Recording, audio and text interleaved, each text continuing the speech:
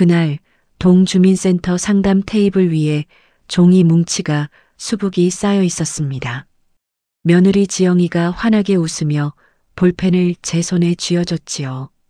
옆에 앉아있던 젊은 공무원 아가씨가 서류를 훑어보다가 눈빛이 달라지는 게 보였어요. 놀란 것 같기도 하고 뭔가 고민하는 것 같기도 했습니다. 그 아가씨가 자리에서 일어나며 서류를 제 앞으로 슬쩍 밀어줬습니다. 저는 건성으로 고개를 끄덕이며 종이를 집어들었어요. 그때 손끝에 얇은 쪽지 하나가 더 잡혔습니다. 손바닥에 살며시 펴보니까요. 볼펜으로 급하게 휘갈긴 글씨가 있더군요. 지금 당장 나가세요. 절대 사인하지 마세요. 순간 심장이 쿵 하고 내려앉았습니다.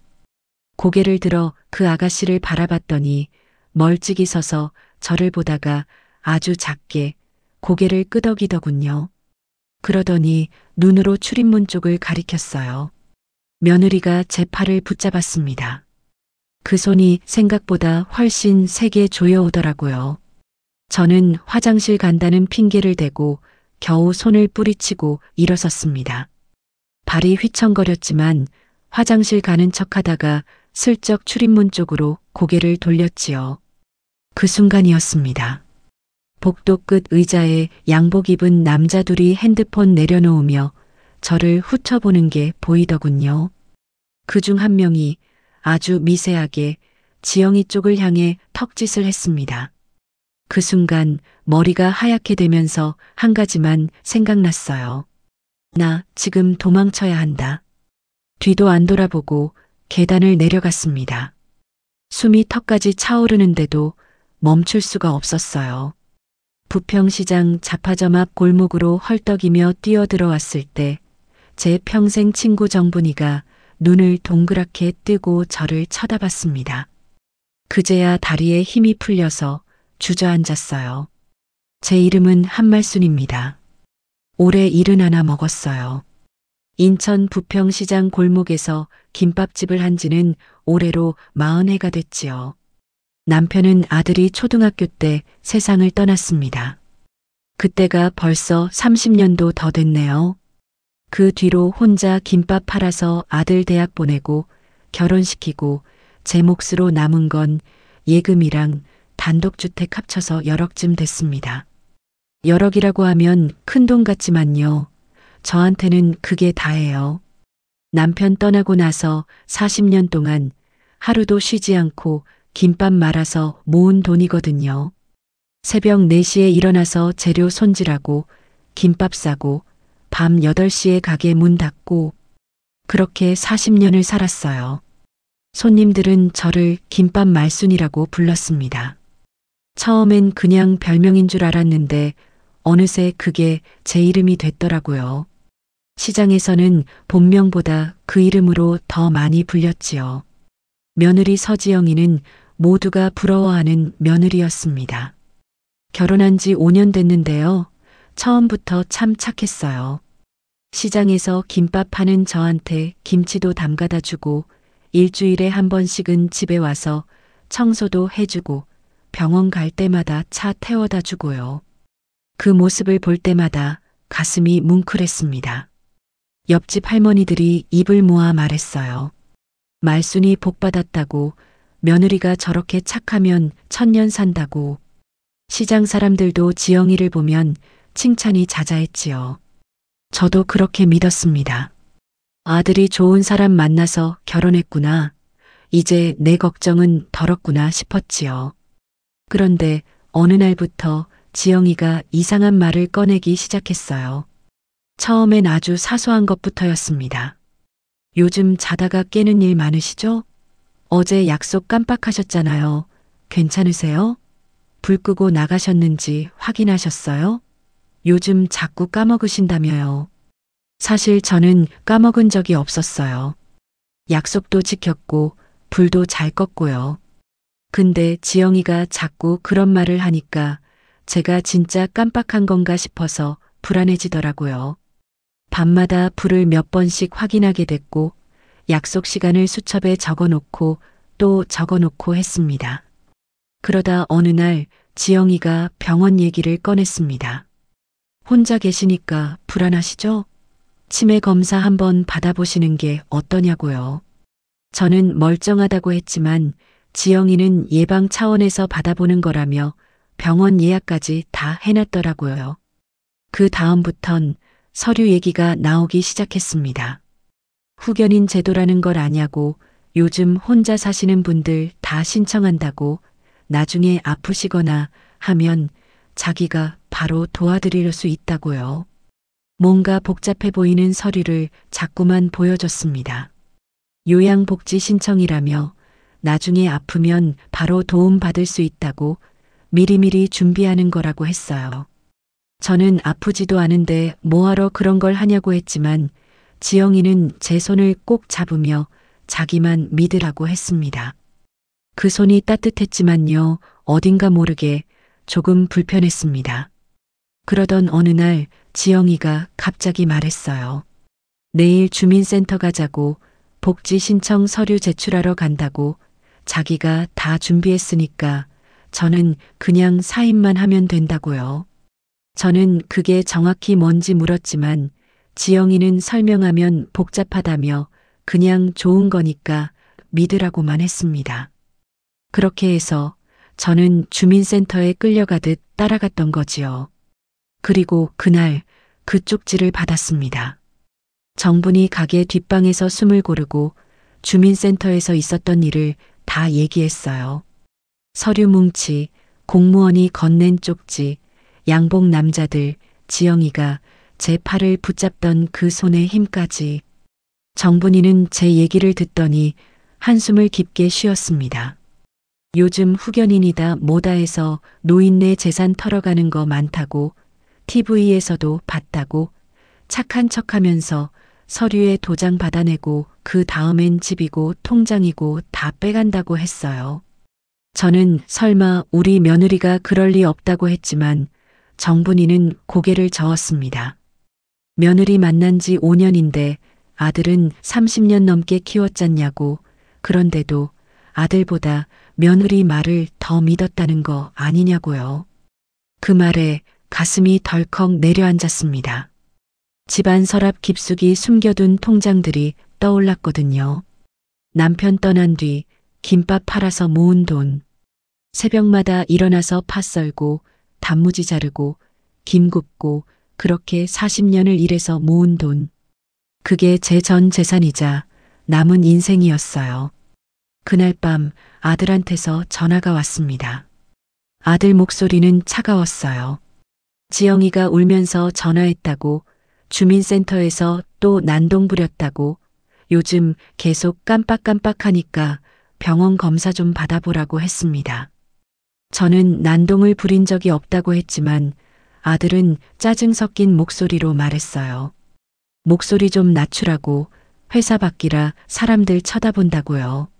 며느리 말로는 제가 서류도 안 보고 뛰쳐나갔다고, 공무원한테 소리 지르고 이상한 소리 했다고, 이러다 진짜 치매로 기록 남으면 어떡하냐고 회사에서도 다들 안다고 했습니다. 저는 치매가 아니라고, 그 서류가 이상해서 그랬다고 했지만 아들은 들으려 하지 않았어요. 서류가 이상하면 왜 이상한지 물어봐야지 왜 도망가냐고, 며느리가 얼마나 속상해했는지 아냐고, 저를 도와주려고 발로 뛰어다녔는데 이런 식으로 나오면 자기도 어쩔 수 없다고 했습니다. 그 말에 가슴이 서걱하고 갈라지는 것 같았습니다. 내가 믿을 줄 알았던 건 아들 하나뿐이었거든요. 아들은 이번 주말에 병원 예약했다고, 꼭 가야 한다고, 며느리가 모시고 갈 거라고 했어요. 저는 가지 않겠다고 했지만 아들은 혼자 사시는 것도 이제 한계인 것 같다며 전화를 끊어버렸습니다. 혼자 사는 게 한계? 그게 무슨 소리인가 싶었어요. 며칠 후 시장에 소문이 돌기 시작했습니다. 김밥 사러 오는 손님들 눈빛이 달라졌어요. 말순이 요즘 이상하다는 소문, 며느리 말로는 치매래, 주민센터에서 난동 부렸대, 가게 정리하고 요양원 간다는 소문. 저는 김밥을 싸다 말고 귀를 쫑긋 세웠습니다. 손님들은 김밥을 사면서도 저를 힐끔힐끔 쳐다봤어요. 누군가는 안쓰럽다는 눈, 누군가는 이제 저 집도 끝났네 하는 눈. 김밥을 싸면서도 손이 떨렸습니다. 그날 저녁 옆집 가게 주인 아주머니가 가게 문을 살짝 열고 들어왔어요. 아까 며느리가 시장 돌아다니면서 사람들한테 말하고 다녔다고 시어머니가 치매 걸려서 요양원 알아보는 중이래. 집이랑 가게는 정리할 거래요. 저는 깜짝 놀라 물었지만 아주머니는 정말 괜찮은 거 맞냐고 요즘 이상한 짓 많이 한다며 걱정스러운 눈으로 저를 바라봤습니다. 저는 이상한 짓 안 했다고 했지만 아주머니는 며느리 말로는 밤에 혼자 중얼거리고 약속 다 까먹고 불 끄는 것도 까먹는다며 고개를 저었어요. 저는 할 말이 없었습니다. 아무리 아니라고 해도 사람들은 이미 지영이 말을 믿고 있었거든요. 그날 밤 혼자 가게 문을 닫으면서 눈물이 주르륵 흘러내렸습니다. 내가 뭘 잘못한 걸까? 왜 아무도 내 말을 믿어주지 않는 걸까? 그때 정분이가 가게 문을 벌컥 열고 들어왔어요. 누구 찾는다며 그 주민센터 아가씨라고요. 뒤를 돌아보니 며칠 전 쪽지를 건넸던 그 공무원 아가씨가 서 있었습니다. 이름표엔 이소라라고 적혀 있더군요. 우리는 정분이 가게 뒷방으로 들어갔습니다. 소라는 문을 닫고 조용히 입을 열었어요. 그날 가져오신 서류가 기억나냐고 물었습니다. 저는 고개를 끄덕였어요. 소라는 가방에서 복사한 서류를 꺼냈습니다. 성년후견 개시 신청서라고 했어요. 이걸 신청하면 제가 스스로 재산을 관리할 능력이 없다고 법적으로 인정하는 거래요. 그럼 후견인, 그러니까 며느리가 제 재산을 대신 관리하게 된다고 했습니다. 저는 그게 나쁜 건지 물었어요. 소라는 그 자체가 나쁜 건 아니지만 저는 멀쩡한데 이걸 신청하면 제가 원하지 않아도 통장도 못 쓰고 집도 못 팔고 아무것도 못 한다고 했습니다. 그리고 다른 서류를 가리켰어요. 재산 기부 약정서래요. 푸르니움 재단이라고 적혀 있었는데 이 재단에 제 재산을 기부하겠다는 약속이라고 했습니다. 저는 그런 거 한다고 한 적 없다고 했지만 소라는 그러니까 며느리가 제 몰래 준비한 거라고 후견인이 되면 저 대신 이런 결정도 다 할 수 있다고 했어요. 소라는 잠시 숨을 골랐습니다. 그 재단 이름을 자기네 쪽에서 몇 번 의심해서 경찰에 올렸던 곳이래요. 근데 증거가 부족해서 번번이 무혐의로 끝났다고 했습니다. 지난 3년 동안 그 재단이랑 계약 맺은 어르신들이 20명 넘는데 그중 10명이 1년 안에 돌아가셨대요. 평균 나이가 70대인 걸 감안해도 너무 높은 비율이라고 했습니다. 소라는 목소리를 낮췄어요. 예전에 한 할머니를 제대로 못 지켜드린 적이 있대요. 그때 자기가 좀 더 빨리 눈치챘더라면 그분이 돌아가시지 않으셨을 텐데 그 일이 너무 후회가 돼서 이번만큼은 그냥 넘기고 싶지 않다고 했습니다. 그러면서 소라는 휴대폰을 꺼내 누군가에게 전화를 걸었어요. 형사님이라고 부르면서 그때 말씀하신 부평 사건이 아마 그 재단이 맞는 것 같다고 피해자분 만났는데 며느리가 연결고리라고 했습니다. 그날 저녁 저는 정분이 가게 뒷방에서 지능범죄팀 최도윤 형사를 만났습니다. 40 조금 넘어 보이는 낡은 잠바 입은 남자가 정중하게 인사를 했어요. 인천지방경찰청 지능범죄팀이라고 소개했습니다. 형사는 의자에 앉으며 가방에서 파일을 꺼냈습니다. 소라한테 얘기 얼추 들었다고 노인들 상대로 후견이랑 요양이랑 재단을 엮어서 돈 빼가는 조직이 있는데 자기네도 2년 넘게 추적했지만 증거가 부족했다고 했어요. 형사는 파일을 펼쳤어요. 거기엔 사진들이 붙어 있었습니다. 피해자들이래요. 모두 70대 이상 어르신들이고 혼자 사시거나 자식들이랑 떨어져 사시는 분들이었대요. 공통점이 뭔지 아냐고 물었습니다. 저는 고개를 저었어요. 다들 착한 며느리, 착한 아들, 착한 조카가 있었대요. 그 사람들이 처음엔 정말 잘해줬대요. 그러다가 어느 날부터 서류 얘기를 꺼내기 시작했고 후견인, 재단 기부, 요양계약 그렇게 서류에 도장 찍고 나면 평균 6개월 안에 요양원이나 병원에 들어가셨대요. 그리고 1년 안에 돌아가셨다고 했습니다. 저는 떨리는 목소리로 물었어요. 그럼 그 사람들이 일부러 그랬냐고요. 형사는 한숨을 쉬었습니다. 확실한 증거는 없대요. 부검도 안 하고 자연사로 처리됐대요. 근데 패턴이 너무 똑같다고 했습니다. 약을 먹였다는 증언도 있고 수면제 과다 복용, 혈압약 조작 그런 식이었대요. 문제는 재단 이사장이래요. 성민재라는 사람인데 겉으로는 완전히 선량한 사업가래요.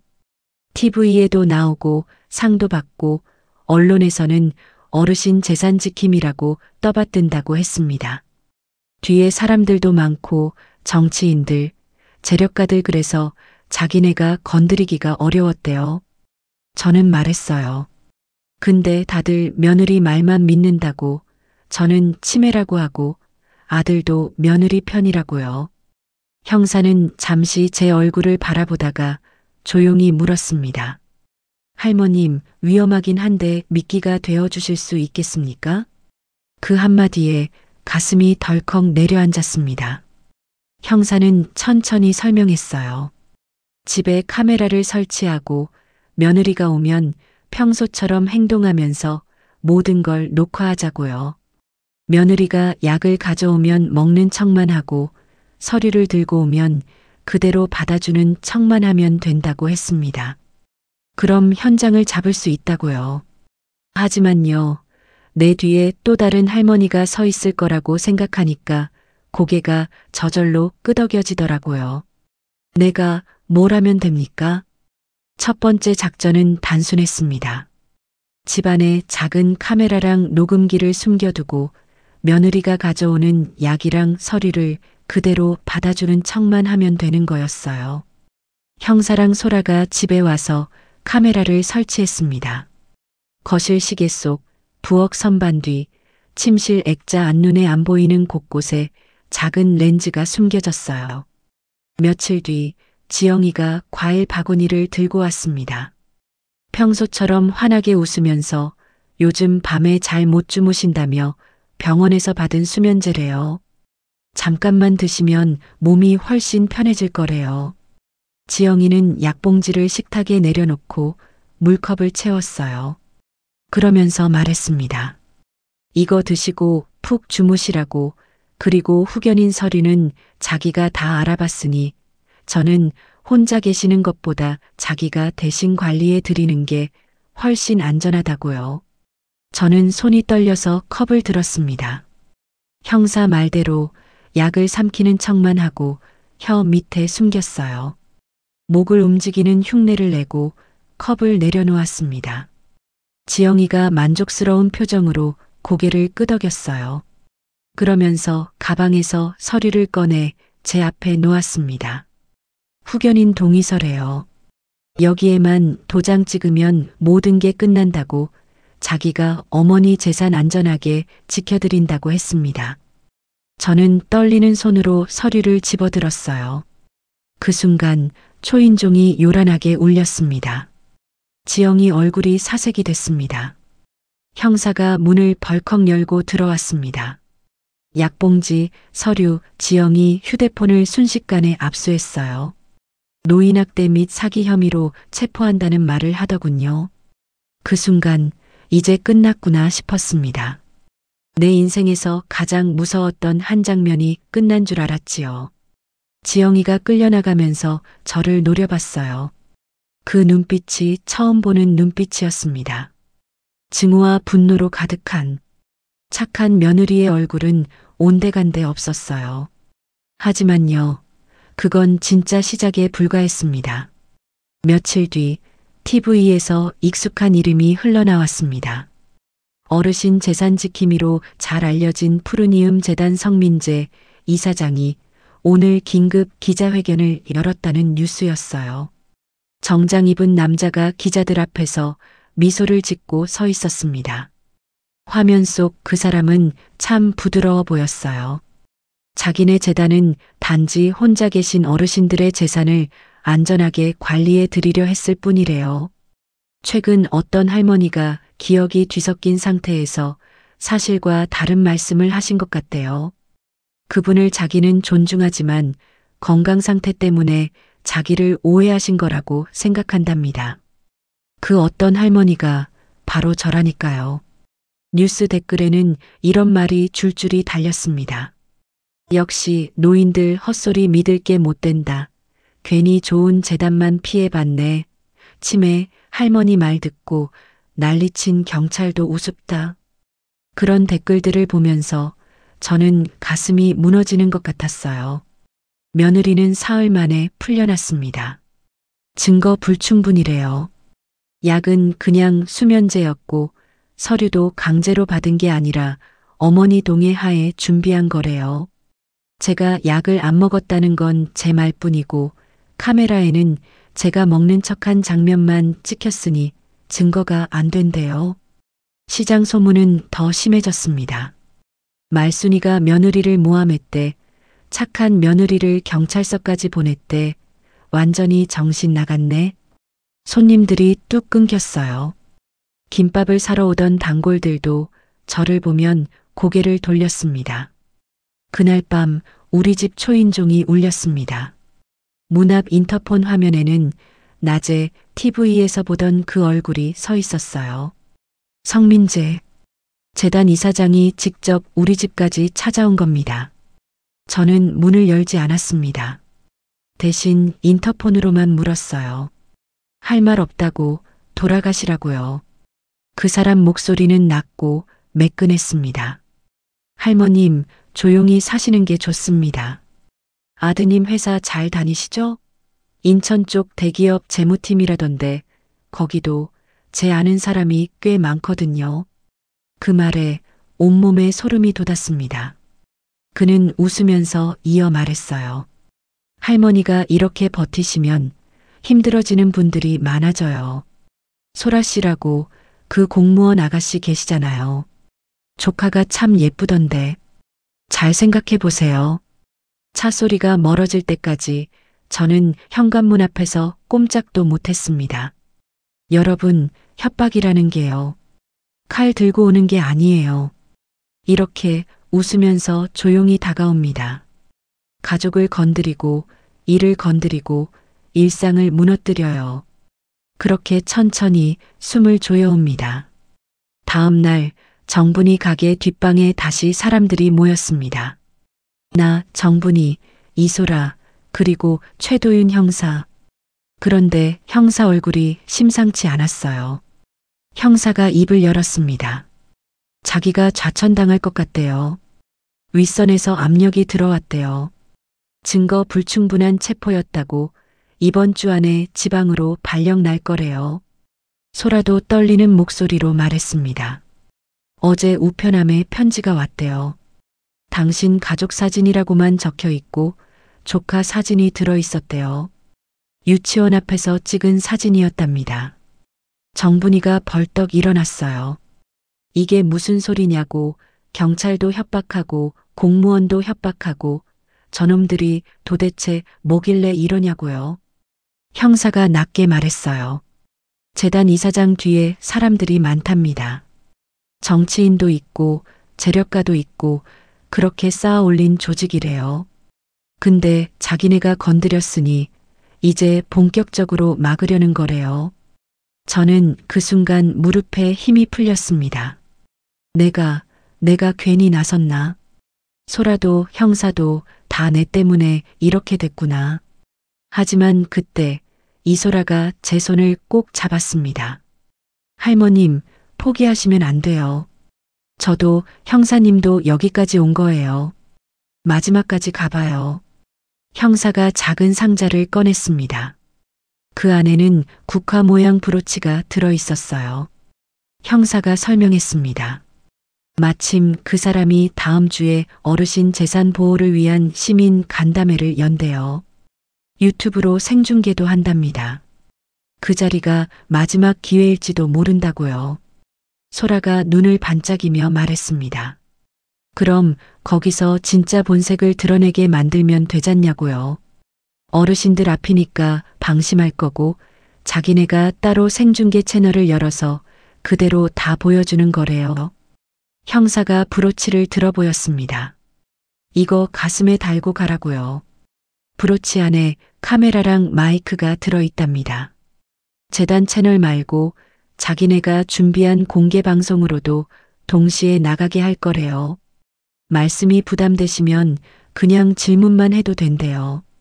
나머지는 저 사람이 스스로 입으로 자백할 거래요. 브로치를 손에 쥐는데 눈물이 핑 돌았습니다. 무서웠지만요. 이제는 도망치고 싶지 않았습니다. 합시다.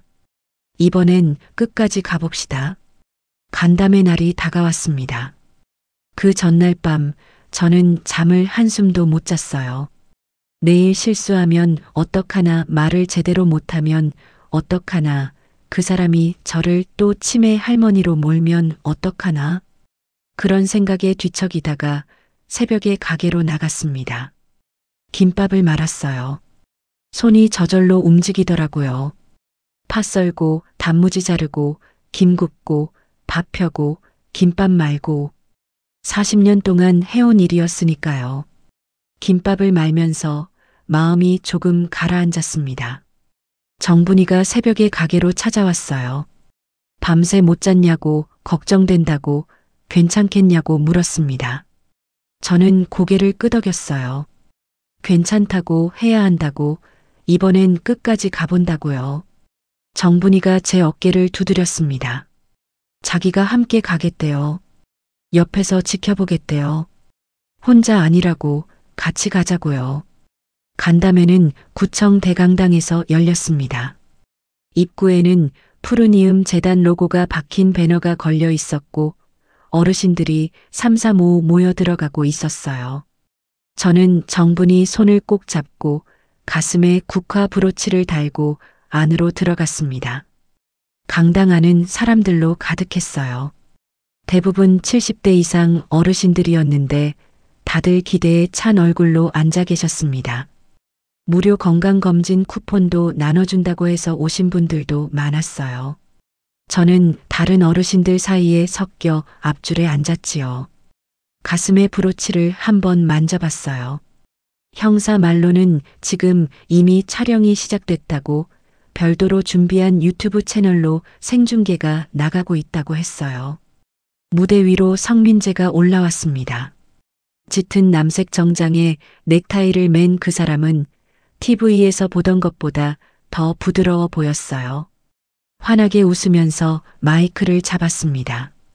어르신 여러분, 안녕하세요. 푸르니움 재단 이사장 성민재입니다. 박수가 터져 나왔어요. 사람들은 그가 착한 사람인 줄 알고 있었으니까요. 성민재가 말을 이어갔습니다. 자기네 재단은 어르신들의 남은 재산을 안전하게 관리하고 뜻깊은 일에 쓰이도록 돕고 있답니다. 혼자 계시는 어르신들, 자식들이 멀리 계신 어르신들, 재산 관리가 불안하신 어르신들 모두 자기네 재단이 도와드린답니다. 말은 참 그럴듯했어요. 화면에는 재단이 도운 어르신들 사진도 나오고 감사 편지도 나오고 언론 보도 자료도 나왔습니다. 주변 어르신들이 고개를 끄덕이며 감탄하는 소리가 들렸어요. 그때 저는 손을 들었습니다. 관계자가 마이크를 가져다 줬어요. 손이 떨렸지만 브로치를 한번 꼭 잡고 입을 열었습니다. 말씀 좀 드려도 될까요? 성민재가 저를 보더니 눈빛이 순간 변했어요. 하지만 곧 다시 미소를 지었습니다. 네, 말씀하세요. 저는 천천히 물었습니다. 만약에요. 사는 동안은 그 재산을 내 마음대로 쓰지도 못하고 죽으면 재단이 다 가져가는 거면 그게 도와주는 건가요? 순간 강당이 조용해졌어요. 성민재 눈빛이 번쩍했습니다. 하지만 곧 다시 부드러운 미소를 지으며 말했어요. 어르신, 어차피 다 남기고 가실 돈 아닙니까? 저희는 그 돈이 어르신 이름으로 좋은 일에 쓰이도록 도와드리는 것뿐입니다. 그 말이 끝나는 순간 어딘가에서 누군가 키보드를 미친 듯이 두드리고 있었겠지요. 나중에 들으니까요. 생중계 채팅창이 폭발했다고 하더군요. 어차피 남기고 갈 돈이라니 그럼 살아있을 땐 본인 돈 아닌가. 이게 봉사냐 재산 뺏기지. 녹화 중 신고 완료. 저는 지영이한테 받았던 약 봉지를 들고 일어섰습니다. 그날을 위해 형사가 증거로 돌려준 거였어요. 그럼요. 이런 약을 먹여서 빨리 죽게 만드는 건요. 성민재 얼굴이 굳었습니다. 저는 계속 말했어요. 이 약 의사가 준 거 아니라면서요. 며느리가 갖다 줬는데 수면제 아니라고 하더라고요. 작년에 돌아가신 최 할머니도 재작년에 돌아가신 박 할머니도 다 이 재단이랑 후견 계약 맺은 뒤에 갑자기 돌아가셨잖아요. 그거 우연입니까? 강당이 술렁거리기 시작했습니다. 성민재가 마이크를 잡으며 소리쳤습니다. 어르신, 지금 명예훼손으로 고소당하실 수도 있어요. 그 순간 저는 브로치를 손으로 한번 쓰다듬고 똑바로 그 사람을 바라봤습니다. 고소요? 해보세요. 근데 이 자리에 계신 분들 다들 들었잖아요.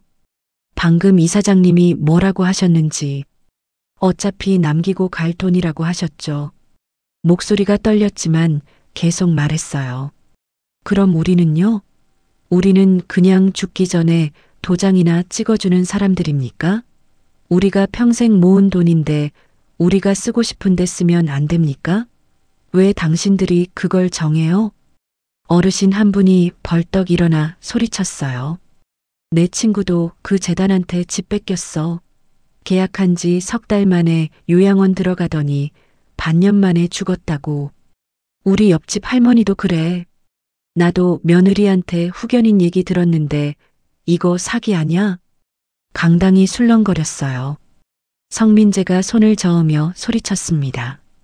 여러분, 오해십니다. 저희는 합법적으로. 그때였습니다. 강당 뒤쪽 출입문이 벌컥 열리고 최도윤 형사가 경찰관들과 함께 들어왔습니다. 경찰입니다. 형사가 앞으로 걸어 나와 구속영장을 흔들어 보였습니다. 성민재 씨, 노인 대상 후견재단 사기 및 살인 방조 혐의로 체포합니다. 방금 본인 입으로 다 인정하셨죠? 어차피 남기고 갈 돈이라고 하셨죠? 생중계 다 나갔고요. 현재 시청자 3만 명 넘게 보고 계십니다. 성민재가 소리쳤습니다. 이거 조작이다. 함정이야. 하지만 이미 늦었습니다. 경찰관들이 그를 에워쌌어요. 이미 수많은 사람들이 화면을 통해 그의 말을 들었고 채팅창은 신고, 완료, 녹화했음, 증거 확보로 가득 찼다고 나중에 들었습니다. 형사가 계속 말했어요. 재단 관계자 7명도 동시에 체포 중이랍니다. 지난 3년간 피해자 27명, 사망자 11명, 피해 금액 200억 원 규모의 조직적 범죄라고요. 성민재가 끌려나가면서 저를 노려봤어요. 그 눈빛엔 증오와 분노가 가득했습니다. 하지만 저는 고개를 돌리지 않았어요. 똑바로 그를 바라봤습니다.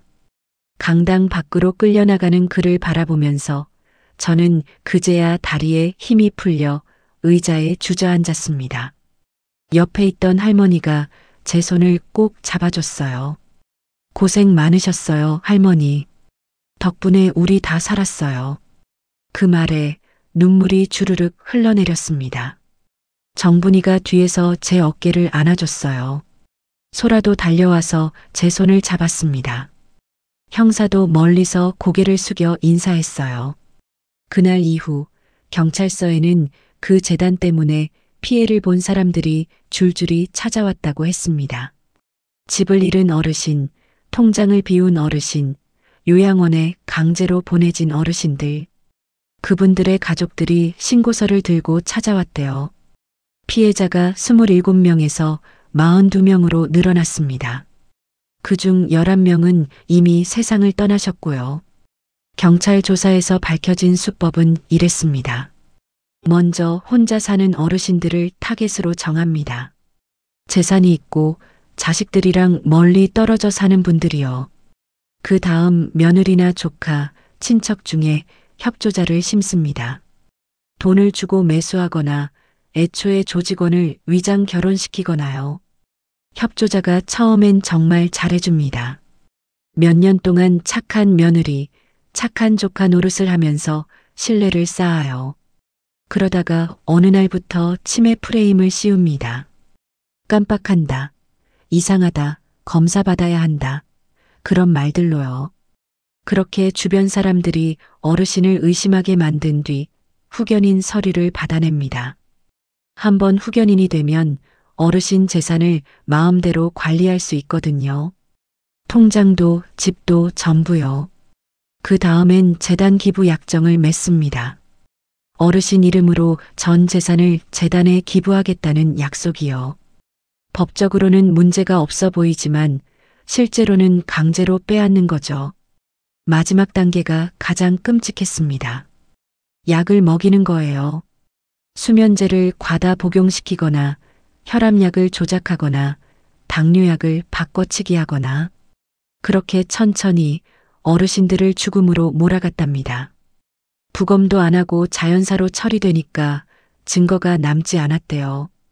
조사 결과 성민재는 이 짓을 5년 넘게 해왔습니다. 피해 금액만 200억 원이 넘었고요. 몇 달 뒤 법정에서 판사가 판결문을 읽었습니다. 저는 증인석에 앉아 있었어요. 정분이랑 소라도 방청석에 앉아 있었고요. 판사가 말했습니다. 피고인 성민재, 노인 대상 사기 및 살인 방조 혐의로 징역 25년. 피고인 서지영, 노인 학대 및 사기, 살인 미수 혐의로 징역 15년. 판결을 듣는 순간 다리에 힘이 풀려 주저앉을 뻔했습니다. 옆에서 정분이가 제 손을 꼭 잡았고요. 소라도 눈물을 훔치고 있었어요. 최도윤 형사는 조용히 고개를 숙였습니다. 좌천 발령은 취소됐고 오히려 표창을 받았대요. 법정을 나오는 길에 기자들이 몰려들었어요. 카메라를 향해 저는 천천히 말했습니다. 우리가 늙었다고요? 약하다고요? 아닙니다. 넘어져도 다시 일어나면 돼요. 숨을 한번 고르고 이어서 말했어요. 서류, 도장 모르면 모른다고 해야 합니다. 이상하다 싶으면 끝까지 물어봐야 하고요. 나이 많다고 다 참을 필요 없습니다. 포기하지 마세요. 며칠 뒤 아들이 가게로 찾아왔습니다. 문 앞에서 한참을 서 있다가 고개를 푹 숙였어요. 엄마 죄송해요. 아들은 울먹이는 목소리로 말했습니다. 제가 엄마 말을 믿었어야 했는데 지영이가 그렇게 착해 보였는데 설마 했어요. 엄마가 정말 치매인 줄 알았어요. 저는 김밥을 말다 말고 아들을 바라봤습니다. 지영이가 착해 보였으니까 내가 속은 거지. 나도 속았어. 근데 이제 알았으니까 됐다. 아들이 눈물을 훔쳤어요. 엄마 앞으론 제가 잘할게요. 뭐든지 먼저 여쭤볼게요. 다신 이런 일 없을 거예요. 저는 김밥 한 줄을 싸서 아들 손에 쥐어줬습니다. 그래. 그렇게만 해라. 근데 너무 자주 오지는 마라. 엄마 바빠. 아들이 김밥을 받아들고 한참을 울었어요. 저도 덩달아 눈물이 났지만 김밥을 말며 눈물을 닦았습니다. 지금도 저는 부평시장 골목에서 김밥을 말고 있습니다. 가게 문을 열 때마다 가슴에 그 국화 브로치를 한번 쓰다듬어요. 형사가 사건 끝나고 선물로 줬거든요. 진짜 브로치로요. 카메라는 빼고요. 간혹 손님 중에 비슷한 일 당할 뻔했다는 분들이 찾아옵니다.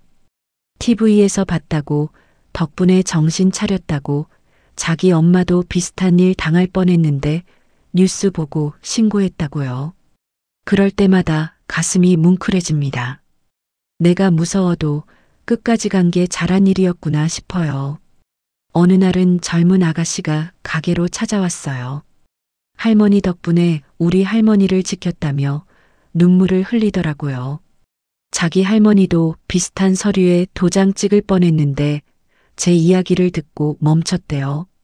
그 아가씨가 김밥 10줄을 사면서 고맙다고 몇 번이나 말했습니다. 그럴 때마다 생각해요. 내가 도망쳤더라면 어땠을까? 쪽지받고 그냥 집에만 숨어 있었더라면, 무서워서 포기했더라면, 아마 지금쯤 저는 요양원 어딘가에 있었겠지요. 아니면 이미 세상을 떠났을지도 모릅니다. 여러분, 혹시 이 영상 보시는 분들 중에 저처럼 혼자 사시는 분 계세요? 아니면 혼자 사시는 부모님이나 할머니, 할아버지 계신 분 계세요? 서류의 도장은요, 한번 찍으면 인생이 바뀝니다. 후견인, 재단 기부, 요양계약 이런 말 나오면 꼭 한 번 더 물어보세요. 이게 정확히 뭔가요? 왜 지금 당장 해야 하나요? 다른 사람한테도 물어보고 결정하면 안 되나요? 그렇게 물어보는 게 무례한 게 아닙니다. 내 재산, 내 인생 지키는 거예요. 혹시라도 이상한 일 겪으셨다면 혼자 꾹 참지 마시고 신고부터 하세요. 주민센터 가서 물어보셔도 되고요. 경찰서에 전화하셔도 돼요. 이상하다 싶으면 일단 물어보는 게 낫습니다. 저처럼 큰일 당하기 전에요. 우리 나이엔요, 좀 어리버리해 보여도요, 바보 아닙니다. 살아온 세월이 있고 읽어온 것들이 있잖아요. 그걸 지킬 권리 우리한테 있어요. 나이 많다고 누가 함부로 빼앗아 가게 두면 안 됩니다. 저는 40년 동안 김밥을 말았습니다. 새벽 4시에 일어나서 밤 8시에 문 닫고 비 오나 눈 오나 아프나 건강하나 하루도 쉬지 않았어요. 그렇게 모은 돈인데 누가 그걸 함부로 가져가게 둘 순 없었습니다. 여러분도 마찬가지예요. 평생 일해서 모은 돈, 평생 지켜온 집, 그게 우리 인생이잖아요. 그걸 지켜야 해요. 혹시 주변에 이상한 일 겪고 계신 분 있으면요, 도와주세요. 혼자 참고 계시면 손 내밀어 주세요. 저도 공무원 아가씨가 쪽지 안 건넸으면, 형사님이 도와주지 않았으면, 정분이가 옆에 없었으면 여기까지 못 왔을 거예요. 혼자서는 무섭습니다. 하지만 함께하면 이길 수 있어요. 요즘도 가끔 악몽을 꿔요. 주민센터 복도 끝에 앉아있던 양복 남자들, 며느리가 제 팔을 붙잡던 그 손의 힘, 집 앞까지 찾아와서 협박하던 성민재의 목소리. 그런 꿈을 꾸면 식은땀을 흘리며 깨어납니다. 하지만 이제는 다시 잠들 수 있어요. 가슴에 브로치를 만지작거리며 이제 끝났다고, 이겼다고, 괜찮다고 되뇌입니다. 그러면 다시 잠이 들어요. 시장 사람들도 이제 예전처럼 대해줍니다.